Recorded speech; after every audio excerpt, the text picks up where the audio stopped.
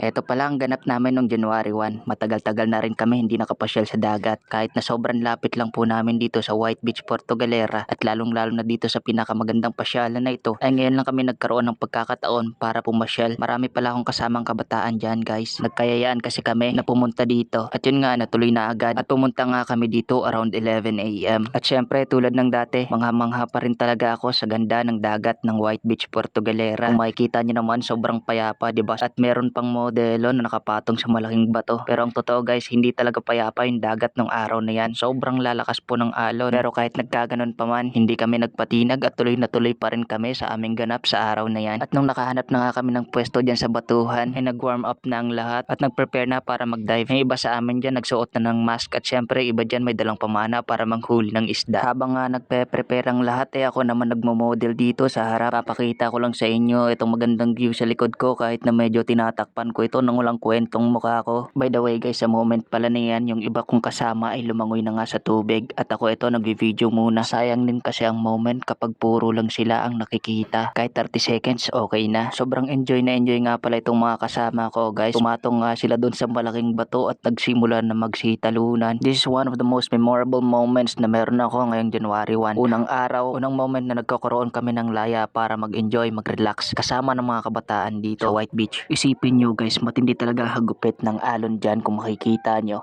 Mga batuan pa ang aming pinaliliguan dyan. Kaya medyo takot na takot ako. Sumugod, lalong-lalo na. Napakalupit talaga at napakabagsik ng hampas ng alon. Pero tingnan nyo, ina-enjoy pa rin namin yung moment na nandiyan kami having a simple moment. Magkaroon ng special time na mag-relax, magkaroon ng laya ngayong January 1. Wala man kaming sobrang saya, sobrang ganap nung gabi na pagsalubong namin sa bagong taon. For at least this moment, nagkaroon kami ng isang araw para magkaroon ng saya kasama ang bawat isa. And with this, in-anticipate namin na throughout the year, maging masaya, maging memorable yung aming 2026. Maging enjoy lang, hindi lang puro problema, hindi lang puro trabaho, kundi meron din time na ganito, na merong laya, moments wherein we can enjoy, we can relax, and we spend time together. Siyempre, pagkatapos nga namin maligo ng about 30 minutes, ayan, umahon na kami, tinawag ko na yung mga kasama ko, lalo na yung sa malayo na nagda-dive pa sa ilalim. At nagmerienda na nga kami dyan, guys. Ang merienda po namin na yan, guys, ay tira namin sa handaan namin nung gabi. Spaghetti, pancit, konting sliced bread at peanut butter. Puro classic at common na hinahanda kapag merong celebration dito sa amin. Pero ang higit na mahalaga doon ay hindi lang basta-basta handa, kundi yung mga bawat memories na pinagsasaluhan natin. Lalo na ngayong January 1, memorable to. Kaya hindi ko masasabing basta-basta lang to. Lahat ito worth to be reminisced, worth to be remembered. Lahat to ay matatandaan ko all through the year ngayong 2026 ko. Salamat at sana maging matagumpay ang 2026 natin. Happy New Year!